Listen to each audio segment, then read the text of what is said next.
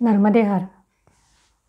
नर्मदा परिभ्रमण एक निरंजन पर्व दुसरे याच्या पुढच्या भागात मी सोनाली लिखितकर तुमच्या सगळ्यांचं मनपूर्वक स्वागत करते आहे. मागच्या भागात आपण पाहिलं की आपण शिवकरुणाधामच्या आश्रममध्ये होतो आणि रात्र खूप टेन्शनमध्ये गेली होती आणि सकाळी जे काही सापांचं प्रकरण कळलं होतं त्याच्यामुळे तर घाबरगुंडीच उडाली होती. पण शेवटी मैयानं सगळ्यातून तारलं असं म्हणायचं. आणि मग सकाळी आश्रमामध्ये नाश्ता होता. दलियाची खिचडी अशा टाईप होती. सकाळी सकाळी खरं तर खायची इच्छा होत नव्हती ती, पण खाल्ली कारण पुढं काही मिळतं की नाही माहीत नव्हतं.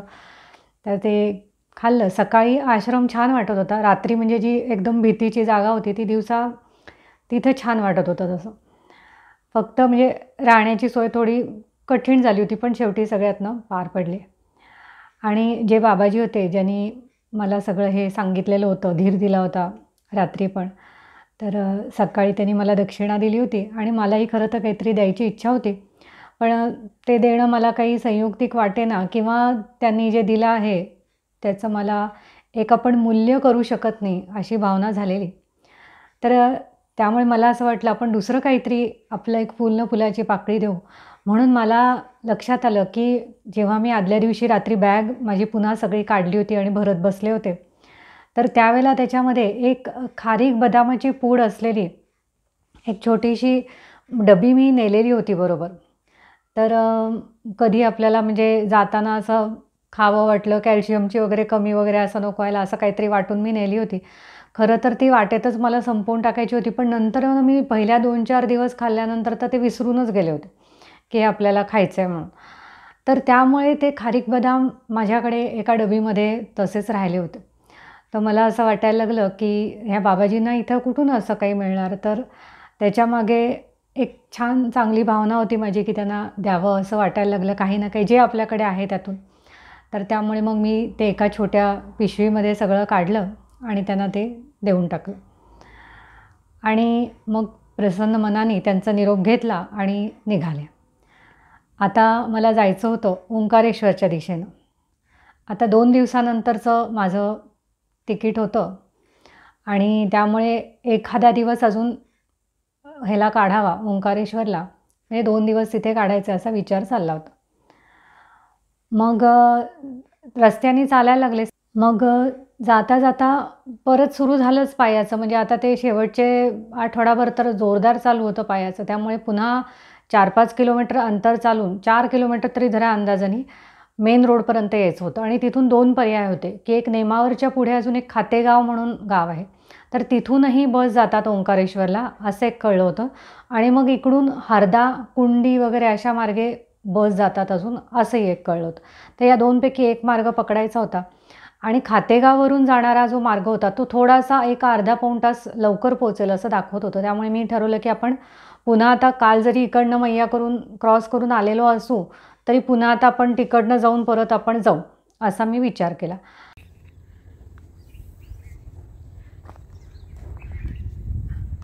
हांडियाकडे जाताना वाटेमध्ये एक झाड दिसलं आहे फणसाचं. छोटे छोटे फणसांचे अगदी असे गुच्छच लागलेत.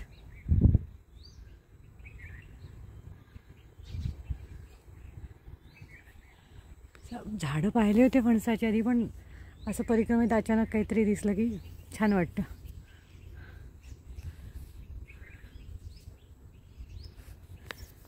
चला आता परत चले चलो चले चलो. एकला चालो रे मैया जी अदृश्य है मन में. आणि आता वाटेत जसा पाय दुखायला लागला तसं मग म्हटलं आता एखादं कोणी मोटरसायकलवाला वगैरे मिळतोय का आपल्याला मेन रोडपर्यंत पोचवायला, बघू आपण. तर मग 2 जणांना विचारलं. तर मग एकाने सांगितलं नाही नाही मी इथेच चाललो आहे. दुसरा म्हणे नाही मला जमणार नाही असं सांगितलं. आणि मग म्हटलं आता अजून एकाना लास्ट कोणाला तरी विचारू, नाही तर जाऊ देत आता काय चालायचं तर पायाचे तुकडे का पडेना चालूया आपण असा विचार केला. आणि एक हेल्मेटवाला मोटरसायकलवाला दिसला मला. मग आता त्याला शेवटचं विचारायचं ठरवून मग विचारलं त्याला कि मुझे छोड़ दोगे क्या, मतलब ये चौराहे तक या मेन रोड पे आप जिधर भी जाने वाले हो. मग तो म्हणे की मी जरा दुसऱ्या कामाने चाललो आहे, तर म्हणजे तुम्हाला कशासाठी तिथपर्यंत जायचं आहे? तर मग मी सांगितलं की मी तिकडनं जाणार आहे पुढे, ओंकारेश्वरला जायचं आहे मला. खातेगावला जायचं आहे. ओंकारेश्वरला जायचं आहे असं नाही मी बोलले त्यांना, मला खातेगावला जायचं आहे नेमावरच्या दिशेनं. मग तो जो माणूस होता तो म्हणे, "बरं ठीक आहे, बसा." म्हणजे पहिल्यांदा थोडासा साशंक वाटला मला, नंतर म्हणे, "बसा." त्यांनी हेल्मेट वगैरे घातलं होतं. मला काही त्याचा चेहरा काय काळा का गोरा काही दिसला नाही. आणि म्हटलं, "बरं ठीक आहे." मग पुन्हा माझा सगळा वाढविस्तारा ती पाठीवर कशी तरी बॅग घेऊन, दंडाचा आधार घेऊन त्याच्या मोटरसायकलवर चढले. कारण मोटरसायकलवर चढणं हे पण काही आता माझ्या वयाच्या व्यक्तींना काही सोपं नाही आहे तसं. त्यामुळे ते सगळं दाविडी प्राणायाम करून चढले आणि गाडीवरून एक साधारणपणे 5 मिनिटं आम्हाला लागत होती ना, 5-7 मिनिटं लागली असती. ते 3-1 किलोमीटर अंतर जायचं होतं. मग गाडीवर बसल्यानंतर त्यांनी 1-2 मिनिटांनी मला पुन्हा विचारलं, की "आपका कुछ खातेगाव में काम है क्या?" मग मी म्हटलं, "नहीं, खातेगाव नहीं, वैसे तो हमको ओंकारेश्वर जाना है। हम परिक्रमा में अभी परिक्रमा हमारी पूरी हो गई है, हमको जल चढ़ाना है।" मग तो म्हणाला, "तो फिर आप हरदा से भी तो जा सकते हो।" म्हटलं, "जा सकते हैं, लेकिन खातेगांव से थोड़ा कम लगता है डिस्टेंस, थोड़ा मतलब जल्दी पहुंच जाएंगे." मग तो म्हणला, की "मी हरदाला चाललो आहे. हरदाला माझं घर आहे म्हणे तिकडे. पण तुम्हाला आता तिकडनं कुठून बस मिळते काय मग ते तुम्ही बघा, म्हणजे तुम्ही म्हणाल तिथे मी तुम्हाला रस्त्याच्यावर सोडून देतो." मग एकदम माझ्या डोक्यात विचार आला, की आता हा माणूस हरदापर्यंत चाललेला आहे आणि मला हरद्यावरून पण बस मिळू शकते. आता इकडनं खातेगाववरनं पण मिळते.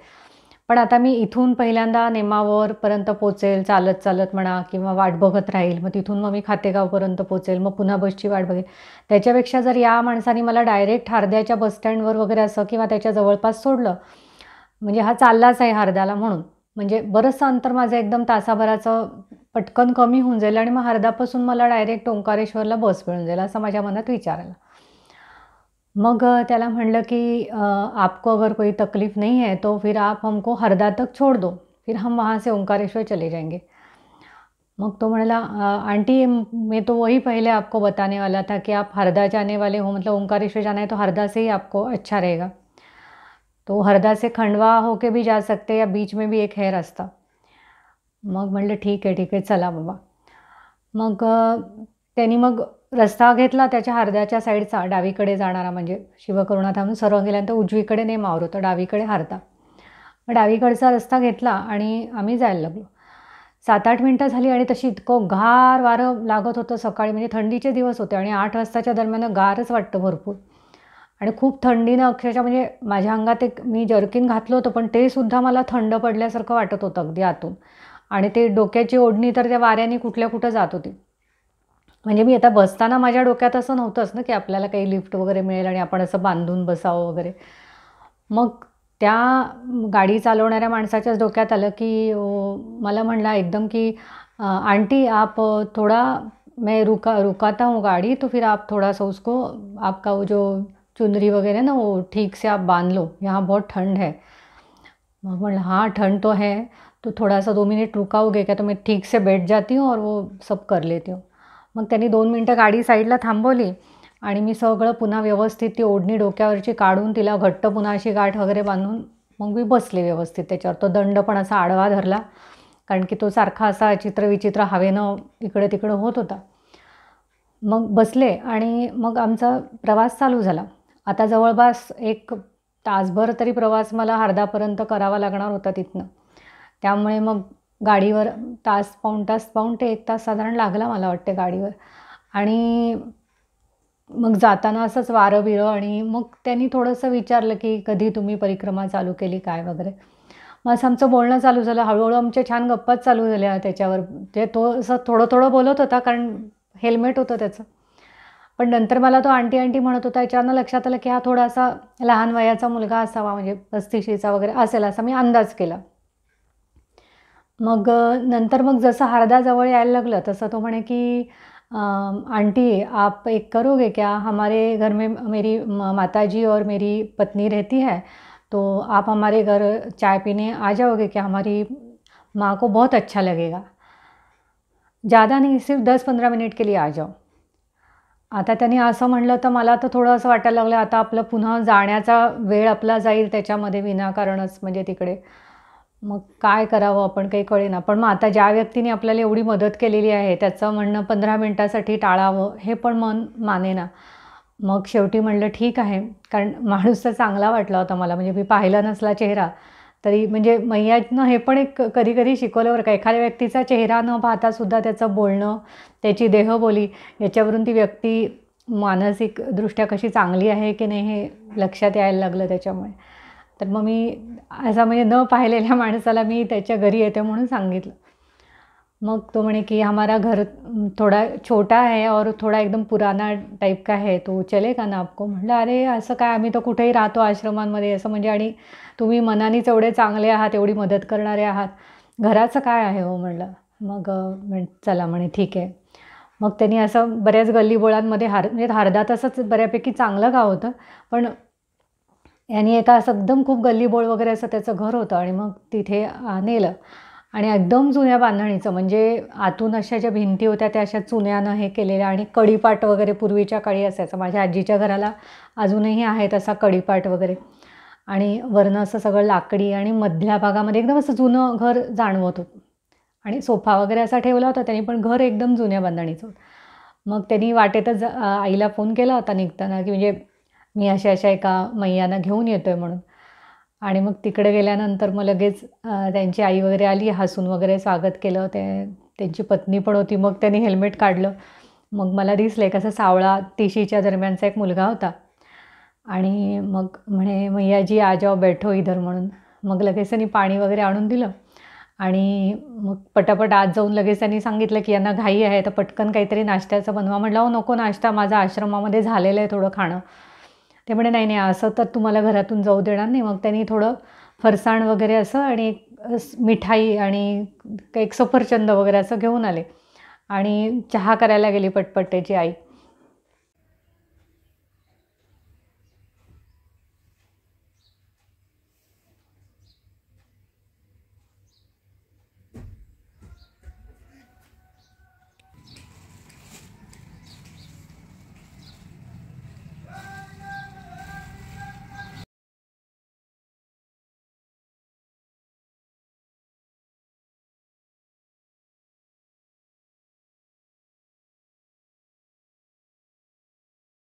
मग हे सगळं झालं आणि 10-15 मिनटं मग मी आपलं थोडं खायला सुरुवात केली तिथे. मग त्याच्यानंतर मग त्यांनी म्हटलं की तुम्ही आता कधी ओंकारेश्वरवरून कधी निघणार वगैरे काय? तर म्हटलं आहे मी 2 दिवस ओंकारेश्वरला मुक्काम आहे. मग ते म्हणे की ओंकारेश्वरला तर जल चढवायचं तर 1 दिवसाचं काम आहे. मग तुम्ही तसाही 1 दिवस तुमच्याकडे आहे अजून तर तुम्ही इथेच का नाही राहत? तर मला एकदम काय हो नाही म्हणावं काही कळेच ना. म्हणजे आता काय करावं म्हणजे असं पटकन नाही पण म्हणता येईना आणि हो मी इथे राहते असं पण म्हणता येईना. मग म्हटलं नाही तसं मी अजून काही असा विचार केलाच नव्हता तर मी ओंकारेश्वरमध्येच राहणार होते. ते म्हणे नाही ओंकारेश्वरला तुमचं जल चढवण्याचं काम काही नाही तर तुमचं काही दुसरं काम नसेल तर तुम्ही इथे राहावं अशी माझी मनापासून इच्छा आहे असं त्या मुलाची आई म्हणायला लागली. आणि एवढे म्हणजे उत्साही वाटत होती ती की जर ह्या हो म्हणल्या तर किती आनंद होईल. तर ते म्हणले की मी तुम्हाला खरंच सांगते की ह्या भागातून म्हणजे परिक्रमावासी असं जास्ती जात नाही आणि आमचं घर तर इतक्या आतल्या साईडला आहे आणि पहिल्यांदा कोणीतरी परिक्रमावासी आमच्याकडे आलेला आहे आणि आम्हाला त्यांचं स्वागत करायला मिळालेलं आहे. तर मला असं वाटतं की तुम्ही जर खरंच तिथे ओंकारेश्वरला तुम्ही 2 दिवस आधी उगीच जाऊन राहणार असाल तर तुम्ही खरंच इथे राहा म्हणजे आमची खूप विनंती आहे असं म्हणायला लागले. आणि मग त्यामुळे मी शेवटी विचार केला की आजची रात्र आपण यांच्याकडे राहायचं आणि म्हणजे मी सकाळी अगदी 9:30-10 पर्यंतच पोचले असेल तिथे. पण मग ते म्हणे की इथंच राहा आता तुम्ही आणि मी जसं हो म्हणलं तसं त्यांना खूप आनंद झाला आणि मग लगेचच असे ते लगबगीने आता काय करू काय नाही असं झालं. मग ते म्हणे की आप खाने में क्या खाओगे? म्हटलं अरे बापरे मी आत्ताच ते एवढं सगळं खाल्लेलं आहे आणि आता म्हटलं माझ्या पोटात अजिबात जागा नाही आहे. मग ते मी सफरचंद वगैरे तसंच ठेवून दिलं होतं. म्हटलं नको मला हे ते एवढंसं काय फरसाण वगैरे का काय चिवडा काहीतरी होता त्यांचा तो थोडासा एक 4 घास खाल्ले. म्हटलं अगदी थोडाच पाहिजे असं करता अगदी 4 घास त्यांच्याकडनं फक्त घेतले होते. बाकीचं सगळं आधीच नको म्हणून सांगितलं होतं. मग ते म्हणे, "नाही, नाही असं नाही, तुम्ही फारच कमी खाल्लेलं आहे आणि मग तुमच्यासाठी काहीतरी चांगलं बनवतो" वगैरे असं म्हणून मग त्या दोघीजणी त्या तिकडे गेल्या आत स्वयंपाकाला. मग हा मुलगा थोडा माझ्याशी बोलत बसला आणि म्हणला, की "मला एका लग्नाला जायचं आहे आणि ते मी एक अर्ध्या तासात मला निघायचं आहे. मग तुम्ही इथे बसा, निवांत राहा. माझी आई आणि बायको आहे म्हणे इथे आणि तुम्ही दिवसभर विश्रांती घ्या सगळं. मग मी संध्याकाळी वगैरे सगळं लग्न वगैरे करून मग मी येईल."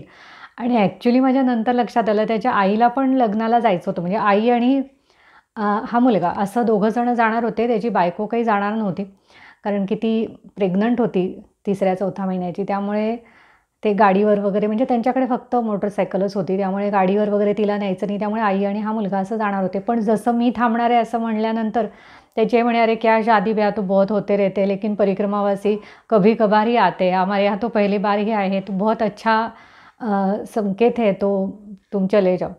मग तो मुलगा त्याचं आवरून त्यांचं काय गिफ्ट वगैरे घेऊन तो गेला मुलगा लग्नाला. आणि मग मी बसले तिथे. मग मी थोडा इकडे-तिकडे त्यांचे काय फोटो-बिटो कोणाचे गेलेल्या व्यक्तींचे लावले होते वगैरे मग मी विचारलं. मग त्यांनी सांगितलं, की मुलाचे वडील एक 2-3 वर्षापूर्वी गेले. त्यांचा फोटो वगैरे आहे आणि सासू-सासऱ्यांचा वगैरे असं लावला होता तिथे. आणि त्या पण ताई एकदम प्रेमळ वाटत होत्या. म्हणजे माझ्यापेक्षा एक 3-4 वर्ष मोठ्या असतील त्या. आणि मग त्या माझ्याशी गप्पा मारत बसल्या आणि मग थोडा स्वयंपाक वगैरे करून त्यांची सूनबाई पण मग आली नंतर आणि मग दोघी माझ्याशी बोलत बसल्या.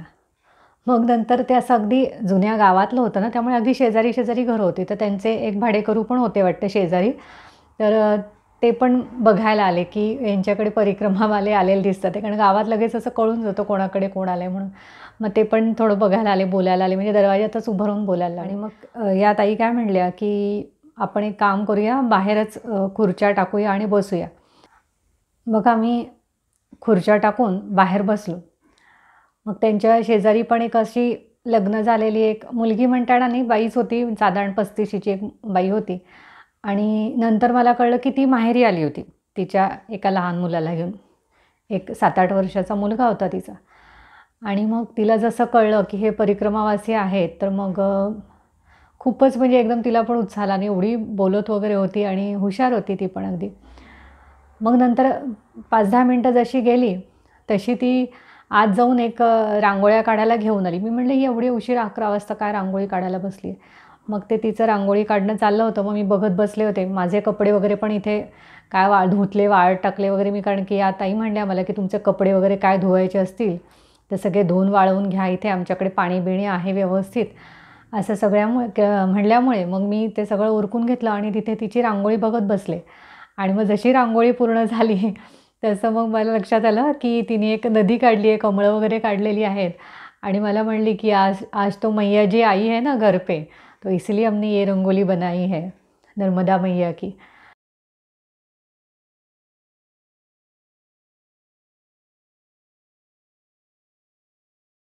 तर मला इतकं अगदी मनातून भरून आलं, की आपल्या त्यांचे म्हणजे ॲक्च्युली मालकच होते घरमालक. घरमालकांच्या घरी एक परिक्रमावासी आला आहे म्हणून त्यांचे भाडेकरू लोकांनी एक छान रांगोळी घरासमोर काढावी आणि खरं तर ती मुलगी थोडी आजारी होती. तिचं काहीतरी ऑपरेशन वगैरे असं झालेलं होतं आणि त्यामुळे तिला बसणं-उठणं थोडं कठीण होतं. त्याच्यामध्ये सुद्धा तिने जवळ-जवळ 1 तास बसून ती रांगोळी काढली आणि खरंच मला म्हणजे अगदी मनातून हे वाटलं, की किती चांगल्या मनाचे लोक आहेत. म्हणजे खरंच मला परिक्रमेत असताना असं वाटत होतं, की आपण सत्ययुगामधूनच चाललेलो आहोत. सत्ययुगच चालू आहे असं वाटत होतं. सगळेच लोकं चांगले भेटलेले असे म्हणजे. आपणही त्याच्यामुळे चांगले होत जातो. म्हणजे बऱ्याच वेळेला असं असतं, की आपण म्हणतो, की आपल्या मनात चांगलं येतं. मग समोरची व्यक्ती वाईट वागली, की आपण वाईट वागायला लागतो. आणि मग इथे तर कसं होतं, की समोरचे लोकही तसेही चांगलेच वागत होते आणि आपण मुळातूनच आधी चांगले असेल, तर दोन्ही चांगल्यावर चांगली अशी एक छानच सगळी ती व्यवस्था आहे असं वाटायला लागलेलं. तर मग यांचं सगळं झालं, जेवण वगैरे केलं आणि अगदी त्यांच्या सूनबाई ज्या होत्या, त्या अगदी अशा गरम-गरम पोळ्या आणून देत होत्या आणि भाजी वगैरे आणि मी गेले होते म्हणून त्यांनी खीर वगैरे बनवली होती आणि सगळं असं सुंदर जेवण म्हणजे खीर, गरम पोळ्या, भाजी, वरण-भात शिवाय वरण-भात नाही, मसाले भात बनवला होता. मसाले भात बनवला होता आणि तो पण छान झाला होता. आणि थोडासा तिखट वाटत होता, पण मी म्हटलं नाही, नाही छानच वाटतोय कारण खीर आणि मसाले भात असं कॉम्बिनेशन छान वाटत होतं. आता मी सांगताना सुद्धा बऱ्याच जणांच्या तोंडाला पाणी सुटलं असेल, तर करून खावा तुम्ही पण मग ज्यांना वाटतंय की खूप चविष्ट बेत आहे हा, तर नक्की करून खावा. मग त्या दिवशी असं सुंदर जेवण झालं आणि मग दुपारी त्यांनी सांगितलं की हॉलमध्येच कसा कॉट होता, आता तुम्ही इथे आराम करा आणि मग त्या पण दुपारी आराम केला त्यांनी सगळ्यांनी आणि मग संध्याकाळी आम्ही तिकडचं एक मंदिर होतं, तर ते बघायला त्या ताई आणि मी आम्ही दोघीजणी गेलो आणि आता मंदिराचे वगैरे पण फोटो वगैरे भरपूर आहेत आणि तिकडे पण आमच्या काय काय गप्पा वगैरे भरपूर झाल्या. तर ते पण आपल्याला बघायचं आहे. तर हा व्हिडिओ त्याच्यामुळे थोडा मोठा होईल म्हणून याचा पुढचा भाग मी टाकणार आहे आणि पुढचा भाग हा ओंकारेश्वरला जल अर्पण करण्याचा भाग असणार आहे आणि अर्थातच आपल्या या परिक्रमेच्या, परिभ्रमणाच्या सगळ्या गोष्टीची पूर्तता होणारा शेवटचा भाग असणार आहे. त्यामुळे तुम्ही जरूर बघा. नर्मदे हर.